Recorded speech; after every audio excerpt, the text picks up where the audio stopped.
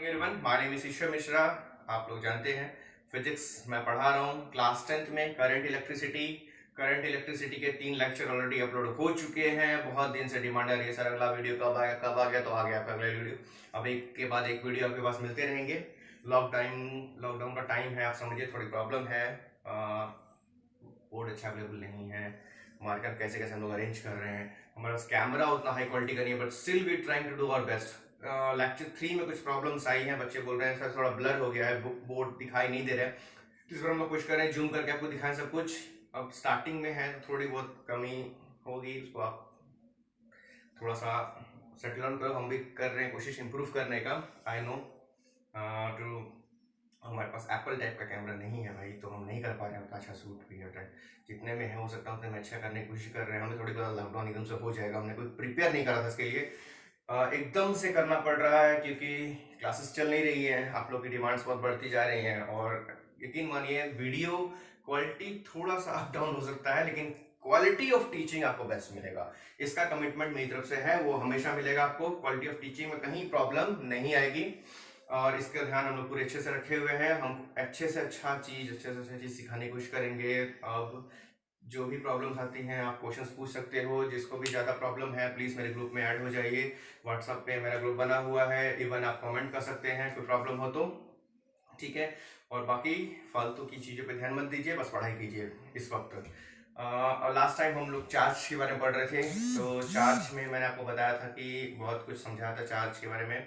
और फिर last time मैंने आपको बताया था एक चीज़ की, दो बॉडी को हम रब करते हैं तो एक में पॉजिटिव होता है और एक में नेगेटिव होता है। तो अगर एक में पॉजिटिव हो रहा है तो दूसरे में नेगेटिव होगा। तो क्वेश्चंस बहुत बच्चों के आ रही थी मन में, सर हमको कैसे पता चलेगा किस सी बॉडी में पॉजिटिव होगा, कौन सी बॉडी में नेगेटिव चार्ज होगा।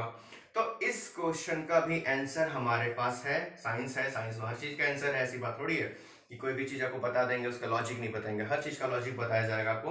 तो इसका लॉजिक ये है कि फेराडे ने और बेंजामिन फ्रैंकलिन साहब ने मिलकर के एक इलेक्ट्रोस्टैटिक सीरीज बनाया था। और इलेक्ट्रोस्टैटिक सीरीज में जो टॉप पर है उसमें हमेशा पॉजिटिव आता है और जो बॉटम है उसमें हमेशा नेगेटिव आता है। फॉर एग्जांपल ये 7-8 चीजों की सीरीज उन्होंने बनाई थी, तो जो ऊपर में आएगा उसमें पॉजिटिव आएगा, जो नीचे उसके होगा वो नेगेटिव होगा। इसको समझिए।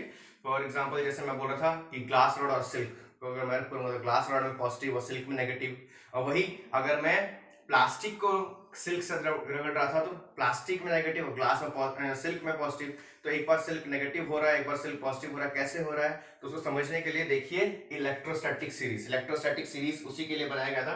तो इलेक्ट्रोस्टैटिक सीरीज में क्या बोलता है कि टू सब्सटेंस रब together form in A series will be positive and other will be negative। जो फॉर्मल होगा, जो ऊपर होगा सीरीज में, वो पॉजिटिव आएगा और जो नीचे होगा वो नेगेटिव होगा। इसमें 9 चीजें दे रखी हैं, आप देखिए, glass, flannel, wool, silk, metal, hard rubber, wax, resin means plastic and sulphur. अब मान लीजिए कि आप ग्लास को रगड़ रहे हैं मेटल के साथ, तो पहले कौन है? ग्लास। फिर दूसरा कौन है? मेटल या सिल्क के साथ कर रहे हैं, तो सिल्क बाद में आ रहा है, ग्लास पहले आ रहा है। तो ग्लास में क्या आएगा? पॉजिटिव। सिल्क में क्या आएगा? नेगेटिव। उसी तरह अगर आप ऊल को मेटल के साथ कर रहे हैं तो ऊल में क्या आएगा? पॉजिटिव। मेटल में क्या आएगा? नेगेटिव। ठीक है। उसी के साथ रबड़ को अगर आप रगड़ रहे हैं किसके साथ? आप मेटल के साथ, तो रबड़ में क्या आएगा? नेगेटिव। और मेटल में क्या आएगा? पॉजिटिव। तो जो ऊपर आ रहा है, जो सीरीज में ऊपर आ गया उसमें पॉजिटिव चार्ज और जो नीचे है उसमें नेगेटिव चार्ज। अब इसमें देखिए, सबसे आप स्टार्टिंग में क्या है? ग्लास। और सबसे लास्ट में अगर मैं सल्फर को हटा दूं तो क्या है? प्लास्टिक। इसलिए हम कंसीडर करते हैं कि ग्लास में हमेशा कौन सा चार्ज आएगा? पॉजिटिव। और सिल्क में कैसे, सॉरी, प्लास्टिक में कैसा आएगा? नेगेटिव। ठीक है। अब इसको हमने कैसे बनाया, इस सीरीज को कैसे बनाया गया, इसके लिए हम पढ़ेंगे इलेक्ट्रोस्कोप। इलेक्ट्रोस्कोप में से इन लोगों ने ये सीरीज को डिजाइन करा है। ठीक है। तो फिलहाल आप इसको नोट कर लीजिए। इसमें बस यही है कि एक सीरीज बनाई गई है, इसमें जो आगे आएगा कोई भी दो चीजों को, फॉर एग्जांपल अगर ग्लास एंड फनल की बात करूं तो ग्लास में पॉजिटिव, इसमें नेगेटिव। और अगर मैं ग्लास और ऊल की बात करूं तो बस ग्लास में पॉजिटिव और ऊल में नेगेटिव। ऊल और फनल की बात करूं तो ऊल में नेगेटिव, इसमें पॉजिटिव। बट अगर ऊल और सिल्क की बात करूं तो सिल्क में नेगेटिव, ऊल में पॉजिटिव। तो जो आगे आ रहा है उसमें पॉजिटिव और जो नीचे आ रहा है वो नेगेटिव। कोई भी दो चीज को देख लीजिए, जो टॉप पे होगा उसमें पॉजिटिव और जो नीचे होगा नेगेटिव, ये 10th में कहीं नहीं है इसके बारे में discussion, but still I am trying to explain you because आगे आने वाला है हमारा कूलम्स एंड कूलम्स लॉ। तो बेसिक इंट्रोडक्शन ही चल रहा है, तो आपको पता तो होना चाहिए हर चीज, कोई भी चीज हमको रट के बाहर नहीं निकलने वाले, स्किप नहीं करने वाले। ये आया कैसे, इसके ऊपर हल्का सा इंट्रोडक्शन है। तो इलेक्ट्रोस्टैटिक सीरीज क्या होता है, इसको राइट डाउन करके ये सीरीज 9 के 9 तक आप लिख लीजिए। इसके बाद मैं आपको पढ़ाता हूँ इलेक्ट्रोस्कोप, उसकी मदद से कैसे पता चला इस सीरीज के बारे में। स्टार्ट। अब नेक्स्ट टॉपिक आपका है इलेक्ट्रोस्कोप। मैंने जो इलेक्ट्रोस्टैटिक सीरीज लिखाई थी, वो इलेक्ट्रोस्टैटिक कैसे काम करती है, वो काम करती है इलेक्ट्रोस्कोप पे। इलेक्ट्रोस्कोप अपने क्लास 8 तक पढ़ा होगा, हल्का फुल्का आपको पूरा पता है। बेसिकली मैं आपको बताता हूँ, इलेक्ट्रोस्कोप कुछ नहीं होता है, एक ऊपर एक मेटल होता है और मेटल कनेक्टेड होता है एक गोल्ड फॉइल से, और ये प्रॉपर्टी बात कर पूरा बेस होती है इन कंडक्शन पे, कंडक्शन के थ्रू इसमें काम चलता है।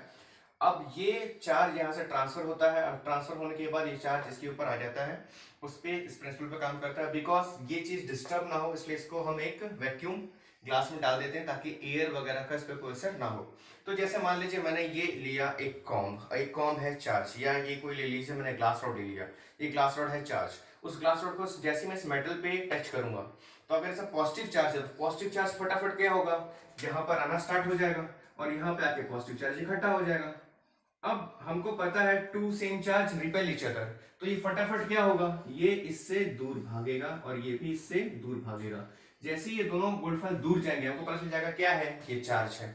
ठीक है, उसके बाद फिर हम क्या करेंगे, दूसरा ग्लास रॉड लेकर आए, उसको हमने टच किया, अगर उसमें और चार्ज होगा तो ये और दूर जाएगा। ठीक है, फिर हम एक प्लास्टिक लेके आए, प्लास्टिक में नेगेटिव चार्ज है, इसको हमने टच किया तो वापस वो पॉजिटिव को न्यूट्रलाइज कर देगा, वापस गोल्ड फॉइल पे आ जाएंगे, अपनी पोजीशन में आ जाएंगे। इस तरह से अलग अलग चीजों को टच कर करके अलग अलग चीजों का हमने चार्ज निकाला और उसकी एक सीरीज बना दी, जो हमें इलेक्ट्रोस्टैटिक सीरीज में मिली है। बेसिकली इलेक्ट्रोस्कोप क्या होता है आपको पता चल गया है। इलेक्ट्रोस्कोप कुछ नहीं, एक इंस्ट्रूमेंट है जो हमको पता लगाता है कि चार्ज बॉडी है कि नहीं है। ये किस प्रिंसिपल काम करता है, देखिए electroscope help to know the presence of electric charge. To know दो बार लिख दिया है, टू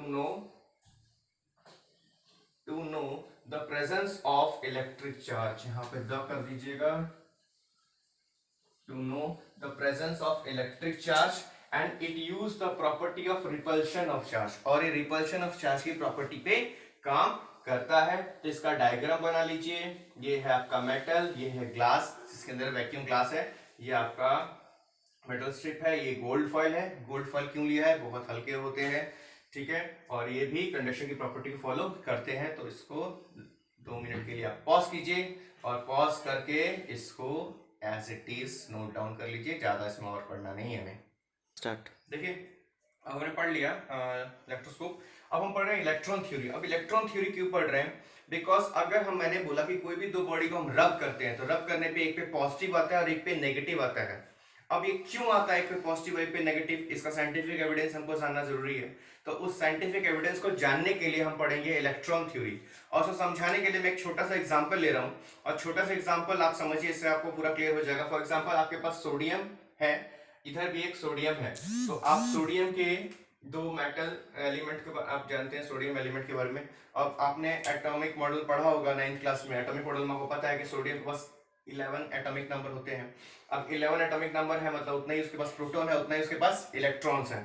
तो प्रोटॉन ऑब्वियसली कहाँ पे होते हैं, न्यूक्लियस में, और इलेक्ट्रॉन्स कहाँ रिवॉल्व करते हैं, ऑर्बिट्स में। तो यहाँ पे देखिए 11 प्रोटॉन्स इसके न्यूक्लियस में है, और 11 इलेक्ट्रॉन्स अलग अलग शेल्स में रिवॉल्व कर रहे हैं, जैसा आपने पढ़ा था क्लास 9th में KLM। ठीक है, वो किस रूल से आता है, आपको 2n² वाला रूल आपको पढ़ाया होगा आपके टीचर ने, नहीं तो मेरा भी वीडियो आएगा, वो आप देख लीजिएगा। रोहन सर वीडियो अपलोड कर रहे हैं, और मेरा भी केमिस्ट्री का वीडियो में भी हो सकता है आ जाए, आपको कोई बड़ा इशू नहीं है, इसे समझा दूंगा मैं मॉडल को। तो अब इलेक्ट्रॉन्स रिवॉल्व करते हैं around the orbitals and protons होते हैं इनसाइड। अब ये भी सोडियम है, ये भी सोडियम है। अब देखिए सोडियम के पास 11 प्रोटॉन है, 11 इलेक्ट्रॉन है। प्रोटॉन है पॉजिटिव चार्ज, इलेक्ट्रॉन में नेगेटिव चार्ज। 11 + 11 - 11, वैल्यू कितनी हुई, 0। इसमें भी देखिए 11 प्रोटॉन 11 इलेक्ट्रॉन, दोनों को मिला दिया, वैल्यू आ गई 0। अब देखिए यहाँ पे कि इलेक्ट्रॉन्स जो है, इलेक्ट्रॉन्स के बीच में गैप है, आपको गैप नजर आ रहा है, इन इलेक्ट्रॉन्स के बीच में क्या है, गैप है।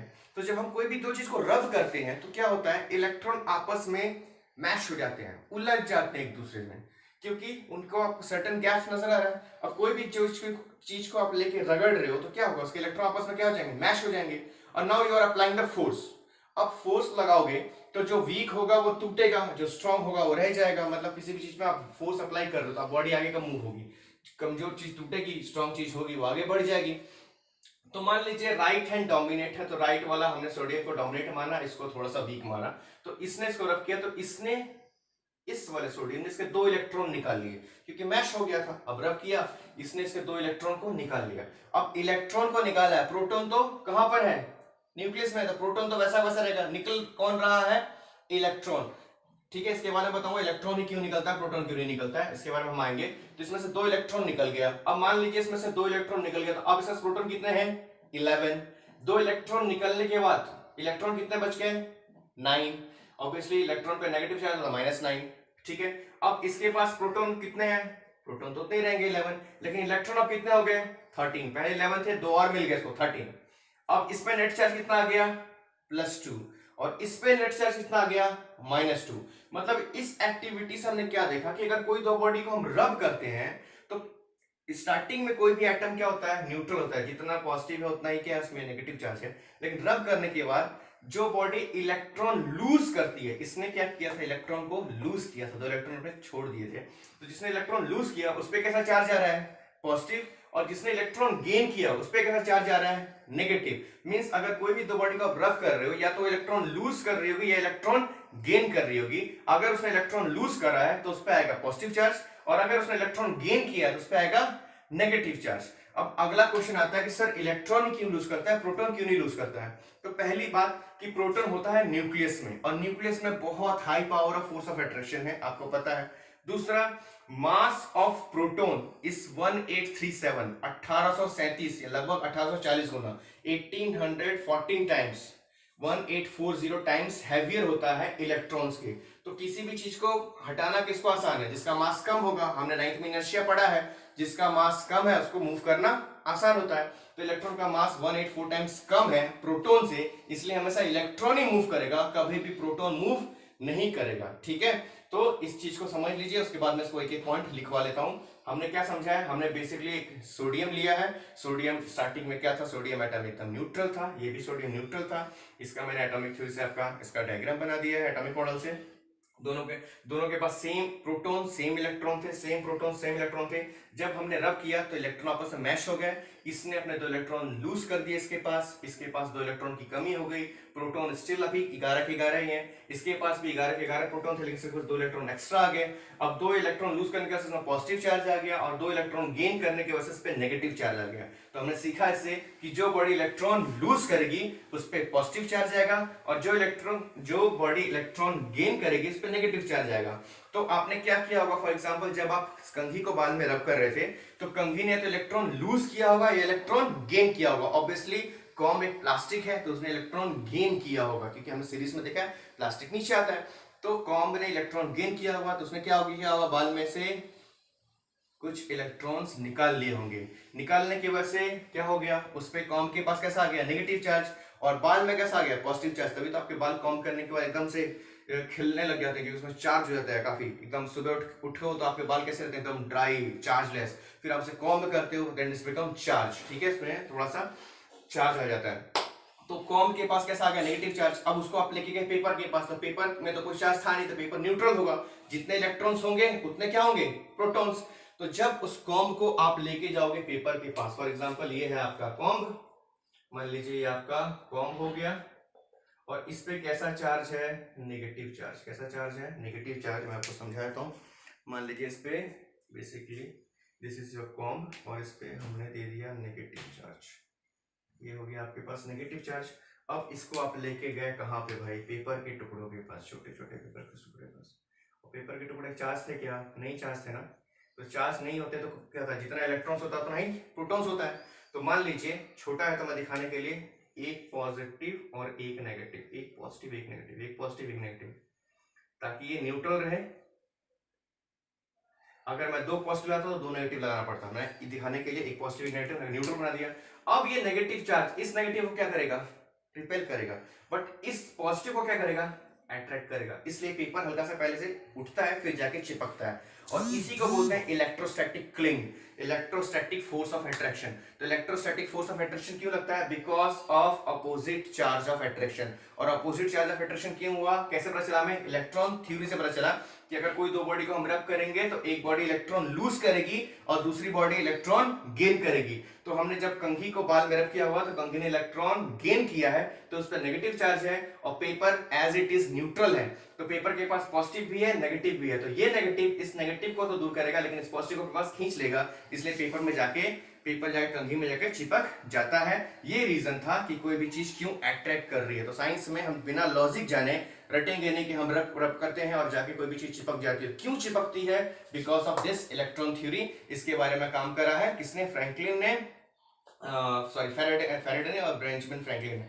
तो इस चीज को पहले आप डायग्राम के साथ उतार लीजिए, फिर इसका एक एक पॉइंट में लिखा देता हूं। ये बहुत इंपॉर्टेंट है समझना, क्योंकि अगर यही नहीं समझोगे, चार्ज को अच्छे से नहीं समझोगे तो भाई करंट समझ में नहीं आएगा, और करंट समझ में नहीं आएगा तो फिर आपको प्रॉब्लम आएगी मैग्नेटिज्म में। तो स्टार्टिंग में मैं इतना टाइम इसलिए दे रहा हूं क्योंकि मुझे एक एक चीज बेसिक चीज बताना है, ताकि जब मैं करंट में जाऊं, जब एकदम से आपको पोटेंशियल बताऊं, इलेक्ट्रिक पोटेंशियल डिफरेंस बताऊं, तो आपके दिमाग में सारा पिक्चर रहे कि ऐसा ऐसा कुछ होता है, तो मुझे समझाने में प्रॉब्लम्स नहीं आएगी। सिलेबस कराना होगा तो मुझे बोल दो 5 लेक्चर में सिलेबस कंप्लीट हो जाएगा, बट पढ़ाने के लिए टाइम लगता है, इट नीड्स सम वर्क, मेहनत करनी पड़ती है, टीचर को भी स्टूडेंट्स को भी। तो ठीक है, तो पहले आप एक काम कीजिए, इसको पूरा अच्छे से नोट डाउन कर लीजिए, इसको थोड़ा सा जूम कीजिए। This is number of proton +11, number of electron -11 after rubbing. यहां पर आया है प्रोटॉन चेंज नहीं हो रहा है, इलेक्ट्रॉन इसमें से दो इसमें से चले गए, इसमें से 2 इलेक्ट्रॉन इसमें ट्रांसफर हुए हैं, तो आप दिखा दीजिएगा इसमें से 2 इलेक्ट्रॉन इसमें ट्रांसफर हुए हैं। तो after transferring of 2 electron after rubbing it's become 9 -9, तो +2, इसमें 2 इलेक्ट्रॉन ज्यादा आ गए तो -13 एंड इट्स बिकम -2। कैलकुलेट करने के बाद पहले नेट चार्ज 0 था, इसमें भी 0 था क्योंकि number of proton number of electron दोनों में इक्वल थे। आफ्टर रबिंग इसमें प्रोटॉन दोनों में सेम है, बट इलेक्ट्रॉन में से 2 कम हो गए, इसमें 2 इलेक्ट्रॉन ज्यादा आ गए। जिसने इलेक्ट्रॉन लूज किया उसमें पॉजिटिव चार्ज, जिसने इलेक्ट्रॉन गेन किया उस पे नेगेटिव चार्ज। ठीक है, तो इसको आप नोट कीजिए, फिर आगे मैं इसके पॉइंट्स लिखाता हूं। देखिए, इलेक्ट्रॉन थ्योरी मैंने आपको समझा दिया पूरा। अब इलेक्ट्रॉन थ्योरी में जो निष्कर्ष निकला, हमने जो रिजल्ट निकाला उसको मैंने लिख दिया है। पहला चीज देखिए, nucleus is positive charge. Nucleus में क्या था? प्रोटॉन था, तो न्यूक्लियस कैसा होगा?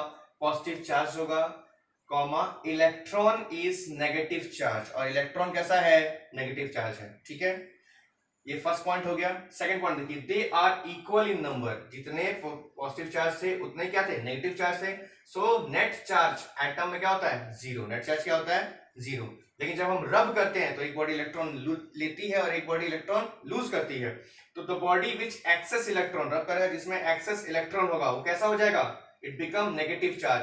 The body with access electron become negative charge, and the body which loose electron, जिसने इलेक्ट्रॉन लूज किया है, बिकम पॉजिटिव चार्ज। तो ये सारे पॉइंट्स को आप पॉज करके नोट डाउन कर लीजिए। उसके बाद फिर एक इंपॉर्टेंट नोट है, फिर हम पढ़ेंगे कूलम्स लॉ क्या होता है, then we define what is 1 coulomb, क्योंकि without coulomb's law I can't explain what is 1 coulomb. ठीक है, तो टेक ए पॉज। अब देखिए नोट नंबर 1 पे देखिए, whenever there is a need to move a charge, जब भी हमको कोई चार्ज को मूव कराना होगा, चार्ज, इलेक्ट्रॉन ऑलवेज मूव, हमेशा कौन मूव करेगा? इलेक्ट्रॉन, बिकॉज इलेक्ट्रॉन इज 1837, ये है नियर अबाउट का साइन। नियर अबाउट सीधा नहीं रहता, ऐसे लग के रहता, near about 1840 times lighter than proton, मतलब इलेक्ट्रॉन 1837 या लगभग 1840 गुना हल्का है किससे? प्रोटॉन से। तो हमेशा ही क्वेश्चन कंपटीशन में पूछ लेता है, या कहीं भी जाओ आप अच्छे इंटरव्यू में पूछ लेता है कि जब हम कोई भी दो बॉडी को रब करते हैं तो हमेशा इलेक्ट्रॉन ही क्यों मूव करता है? तो बच्चे बोलते हैं सर इलेक्ट्रॉन क्योंकि आउटर शेल में होता है, प्रोटॉन भी न्यूक्लियस में होता है, न्यूक्लियस में बहुत हायर पावर ऑफ अट्रैक्शन होता है, इसलिए।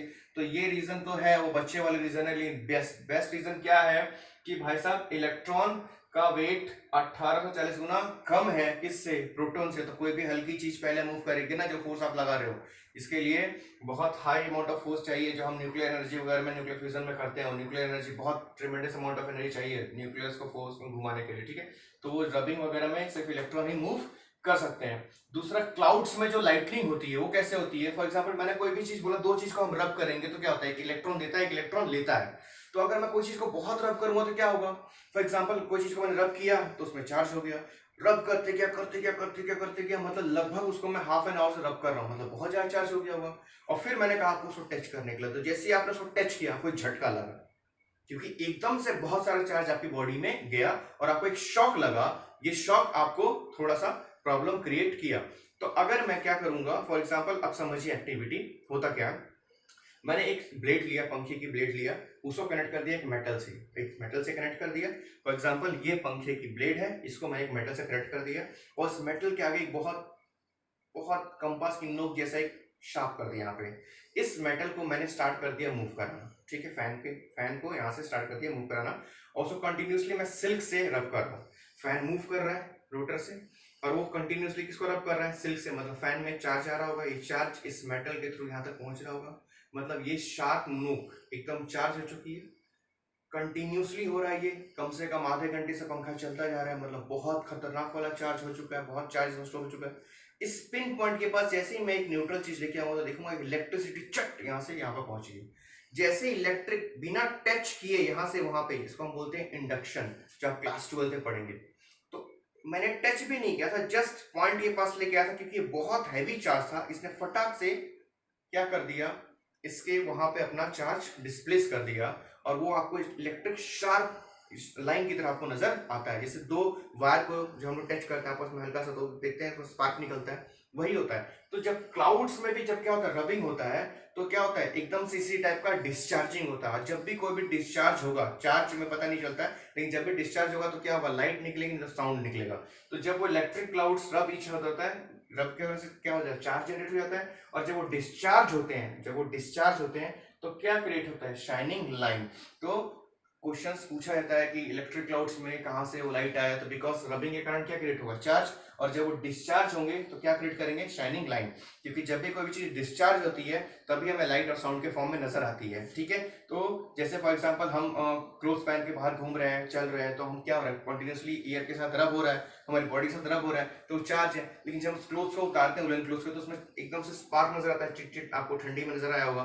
तो क्यों, वो डिस्चार्ज हो रहा था, तब उस समय साउंड या हमें वो स्पार्क नजर आता है। और क्लाउड्स में भी जब डिस्चार्ज होता है तब आपको थंडर या स्पार्किंग सुनाई देती है, ठीक है। तो ये 2 पॉइंट नोट कर लीजिए, फिर हम पढ़ाने वाले हैं कूलम्स लॉ। तो write down each and every points, notes एक एक चीज बना कर रखिएगा, काम आएगा। ऐसा कोई बोल रहा है कि भैया ये 10th में नहीं है, हमको नहीं पढ़ना ये वो, तो उसके दिमाग खराब, उसके चक्कर में मत आइए। क्योंकि जब मैं what is 1 coulomb, potential difference बताऊंगा, तो ये सब चीज ही आपको काम आएगी। क्योंकि ये चीज, फॉर एग्जांपल मैकेनिक्स हम पढ़ते हैं, तो मैकेनिक्स में हमको सब कुछ दिखता है, फोर्स लगता है वो दिख रहा है, कोई बॉडी मूव करती हुई दिख रही है, पुल और पुश नजर आ रहा है, एक्सीलरेशन समझ में आ रहा है, यही चार्ज है। ये विजुअलाइज नहीं होता है, इसको इमेजिनेशन करना पड़ता है। तो इमेजिनेशन के लिए मैं आपको जब तक इतने सारी चीज बताऊंगा नहीं, तो आप समझ कैसे पाओगे, आपके दिमाग में वो सब चीज आएगा कैसे। तो वो सब कुछ आने के लिए मुझे सब समझाना पड़ेगा, ठीक है, ठीक है। तो ये सब चीज बिना आए अंडरस्टैंडिंग नहीं बनेगी, क्योंकि हमको रटना नहीं है, समझना है। समझना बहुत ज्यादा जरूरी है। रटेंगे तो कभी भी आपको जिंदगी में सक्सेस नहीं मिलेगा, हमेशा बस ऐसे ही रटे हुए रहोगे। थोड़ा सा क्वेश्चन हल्का सा चेंज होगा, आप बस देख के बेंच वेंच टेबल लोग इनके आ जाओगे। 12th में भी बच्चों के साथ बोर्ड में यही हो रहा है। 12th के बोर्ड फिजिक्स के पेपर में 99% बच्चे वही परेशान हैं जो रट्टा मार के गए हुए थे। बस बड़े बड़े नोट्स उठा लिए कहीं से, इंस्टीट्यूट से, उसका छाप लिया, हमारे पास तो नोट्स मिल गए। नोट्स किसी काम के नहीं होते हैं, अंडरस्टैंडिंग अगर आपके पास है उसके बाद ही नोट्स काम आएगी, ठीक है। तो किसी भी सर का नोट्स मिल जाने से नोट्स कोई काम का नहीं होता है। नोट्स बनाना खुद से वो बहुत अंतर, आपके हाथ के हैंडमेड नोट्स कैसे बनेंगे, जब आपकी अंडरस्टैंडिंग होगी सबको, आप खुद से आप अपना नोट्स बनाओगे और वही लाइफ टाइम काम आती है, ठीक है। तो पहले इस चीज को नोट डाउन कीजिए, इसमें जो भी आपने नोट किया है उस चीज को मैंने समझाया है, समझा है, तब आपने नोट किया है, ठीक है। ये कोई भी ऐसा नहीं कि मैं बस लिखाता जा रहा हूँ, ये हर चीज, चाहे ये वाली बात हो चाहे ये वाली बात हो, उसको मैंने विजुअलाइज कराया है, विजुअलाइज कराने के बाद लिखा है, ठीक है। तो जस्ट नोट डाउन, फिर हम आते हैं कूलम्स लॉ पे। तो इसको आप नोट डाउन कर लीजिए, और नोट डाउन करने के बाद आज का वीडियो हम यहीं तक रोक रहे हैं, बिकॉज कुछ ज़्यादा हो जाएगा। इसके बाद जस्ट मैं अभी हाफ एन आवर के बाद, मतलब नेक्स्ट वीडियो में सब कुछ शूट करके मैं डालने वाला हूँ वही इस नेक्स्ट वीडियो में, क्योंकि एक ही वीडियो में डालूंगा तो थोड़ा प्रॉब्लम हो जाएगा। इसके बाद हम पढ़ने वाले हैं कूलम्स लॉ। कूलम्स लॉ पढ़ेंगे बिकॉज हमारे कोर्स में है व्हाट इज 1 कूलम।